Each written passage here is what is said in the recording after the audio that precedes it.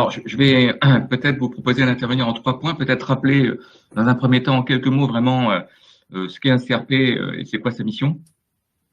Je vous dirai après un petit peu la façon dont nous on voit les choses sur à la fois la prévention, c'est le mot magique ce matin, et sur l'accompagnement des entreprises en difficulté. Et puis pour terminer, voilà, comme vous l'avez proposé, quelques commentaires sur les annonces du gouvernement mardi.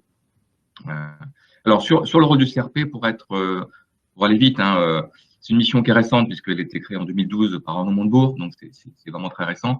La mission de fond finalement du CRP, c'est une mission d'accueil, d'écoute et de traitement des difficultés des entreprises pour le compte de l'État. Voilà. Donc il y a le rôle d'accueil, j'y tiens beaucoup parce que finalement on parle beaucoup de dispositifs, mais on voit bien que ce matin on parle beaucoup aussi de personnes, d'experts, de gens qui sont là d'abord pour écouter les entrepreneurs avant de voir quelles sont les meilleures solutions. Donc le CRP, c'est sa mission de base. En termes d'organisation, et pour être tout à fait clair, mais vous le savez, il y a 2 CRP en région. Donc moi, je suis en charge de l'Occitanie Est et j'ai un collègue qui est Robert Castagna, que vous connaissez bien, qui s'occupe plutôt de la partie Occitanie Ouest. Mais nous avons cette mission commune et nous travaillons en binôme sur l'ensemble de la région. Alors, la dernière particularité sur laquelle j'insiste, c'est que on a la chance de pouvoir accéder à des contacts et des leviers tant au niveau régional, ça c'est clair puisqu'on est positionné au niveau régional, et on co-anime avec Robert une cellule régionale de veille et d'alerte précoce, mais on travaille beaucoup aussi avec le niveau national. Je mentionnerai simplement pour mémoire le CIRI, qui est le comité interministériel de restructuration industrielle, et là on est vraiment sur des dossiers à grands enjeux, au-delà de 400 salariés, et dans ce cas-là on peut être un relais du CIRI en région, et on travaille beaucoup et surtout au niveau départemental, puisque là aussi en termes de proximité, la recherche de solutions, ça passe par le départemental. Et pour ce qui nous concerne, je dirais un mot des codéfis qui concernent vraiment l'État et qui sont des codéfis départementaux.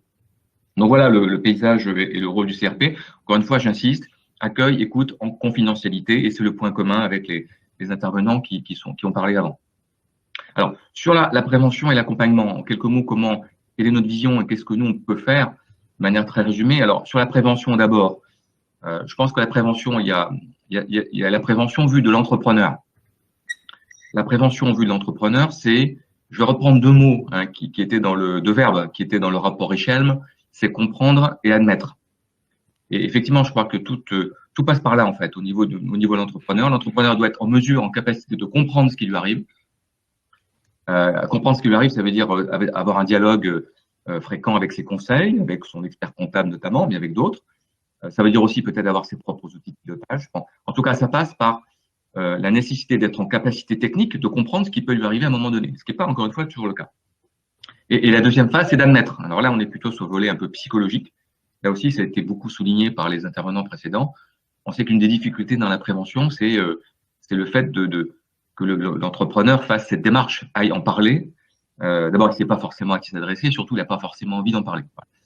Donc, ce volet psychologique, il n'est pas forcément évident à traiter. Et nous, notre boulot, et c'est le boulot aussi de tous les gens autour de la table, c'est de rassurer les entrepreneurs pour leur dire, venez nous parler. On n'a pas forcément toutes les solutions en main, mais on peut à minima vous orienter peut-être vers les bons interlocuteurs. Donc ça, c'est un message aussi de main tendue, pour reprendre le terme du président du tribunal de Toulouse. Le deuxième volet, vu de l'État, cette fois-là, la prévention, nous, comment on la voit? Alors, nous, côté État, bien sûr, on essaie de faire en sorte que les entrepreneurs se manifestent, ça c'est évidemment le sujet. Après, on a 2 actions qui sont en cours. La première, c'est peut-être d'accroître nos partenariats avec un certain nombre de réseaux.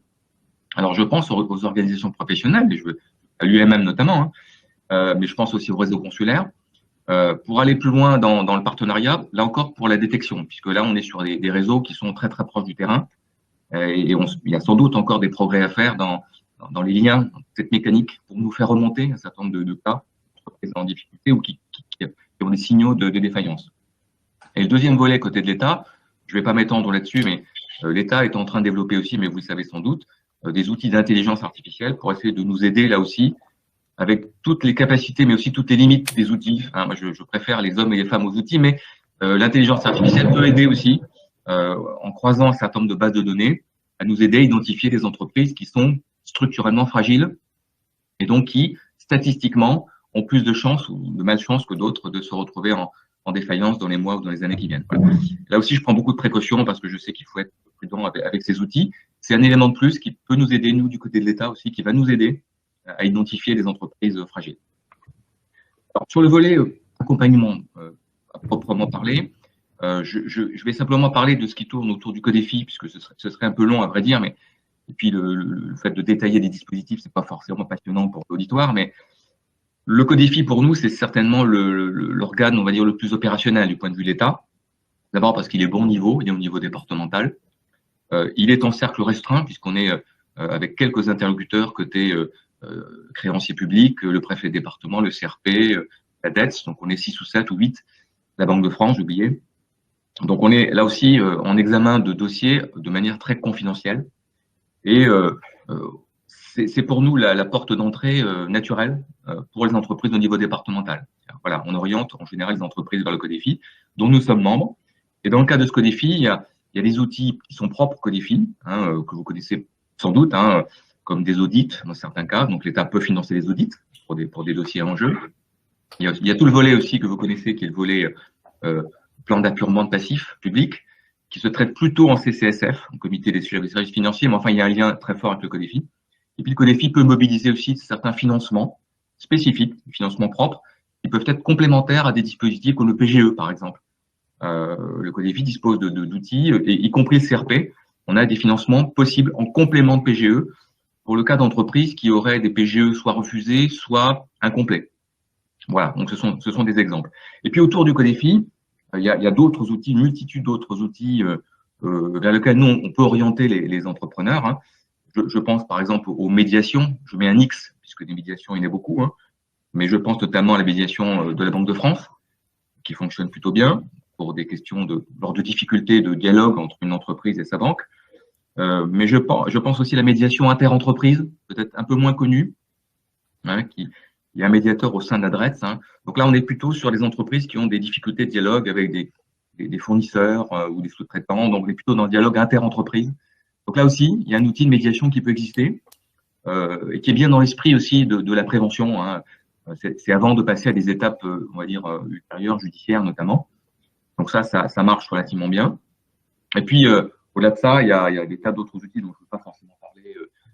Certains sont un peu nouveaux, vers lesquels on peut orienter les entreprises.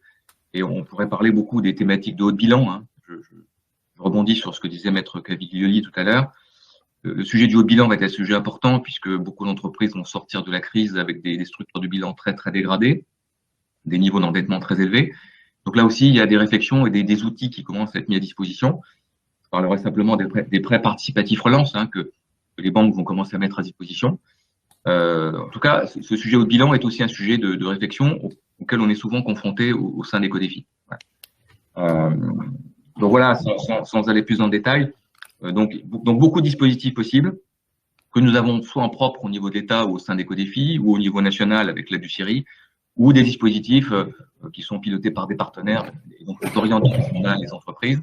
Dans ces dispositifs ou ces partenaires, naturellement, au premier plan, les tribunaux de commerce, mais il faut bien reconnaître que ça suffit pas forcément toujours, on n'est pas toujours assez convaincant, visiblement, puisque je crois qu'il n'y a pas encore beaucoup d'entreprises, ou du moins pas assez, qui ouvrent encore ou qui tapent à la porte du tribunal de commerce, ne serait-ce que pour un entretien de prévention. Donc c'est sans doute pour nous encore un challenge. Pour finir, comme vous le proposiez tout à l'heure, dire quelques mots sur les annonces du gouvernement ce mardi. Alors, ce qui est intéressant, c'est qu'elles s'inscrivent totalement dans l'esprit de notre séminaire aujourd'hui, ou je ne sais pas s'il faut dire l'inverse, peu importe. Mais en tout cas, les annonces, elles sont très structurées selon quelques priorités. Et la première des priorités, c'est le travail partenarial dans la détection. Voilà, il y a deux mots importants. Travail partenarial, puisqu'il y a un accord de place qui est signé par de nombreux acteurs, de nombreux partenaires, dont ceux qui sont autour de la table et bien d'autres.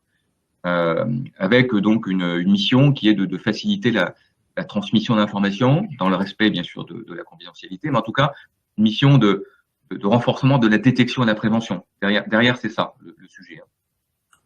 Un des autres éléments importants, et je reviens au niveau départemental qui est pour nous le bon niveau, c'est la création effectivement d'un comité départemental de sortie de crise. Donc je vous parlais des Codéfi tout à l'heure.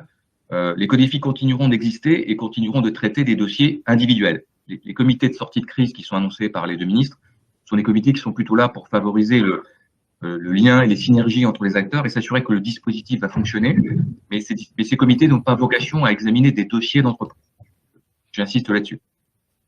Et puis, il y a aussi des annonces sur un certain nombre d'outils nouveaux qui sont mis en place, hein, qui tournent aussi autour du renforcement de la prévention. Enfin, j'ai noté notamment le renforcement, là aussi, de l'attractivité des procédures amiables. C'était un des sujets du rapport Richelme. Donc, je vois que la conciliation est un peu modifiée pour être plus attractive. Je vois qu'on crée un mandat ad hoc de sortie de crise. Maître Cavigui le dit, on parlera mieux que moi, mais je vois aussi qu'on crée une procédure collective simplifiée. Donc, il y a tout un volet, on voit bien, judiciaire. Mais au-delà de ça, donc c'est le paquet sur la prévention. Et après, trouver des solutions individuelles, en s'appuyant notamment sur l'éco-défi, mais pas que. Solutions individuelles qui passent à la fois par tous les dispositifs que j'ai cités tout à l'heure et qui continuent d'exister, et puis par quelques outils nouveaux. Peut-être un que je peux citer, parce qu'il est nouveau, et là il y a un chiffre, c'est la création d'un fonds de transition de 3 milliards d'euros. Donc, j'en parle en même temps sans connaître les détails. Ce sera plutôt orienté vers des entreprises de taille significative. En tout cas, c'est quelque chose qui pourra sans doute nous aider le moment venu, notamment pour des entreprises à gros enjeux avec des questions de haut bilan. Donc, voilà. Donc, voilà, en étant le plus synthétique possible. Voilà, j'espère avoir été assez clair. En tout cas, l'esprit, l'objectif et le sujet du séminaire, voilà la conclusion, c'est vraiment totalement en phase avec le sens de l'actualité et des annonces gouvernementales.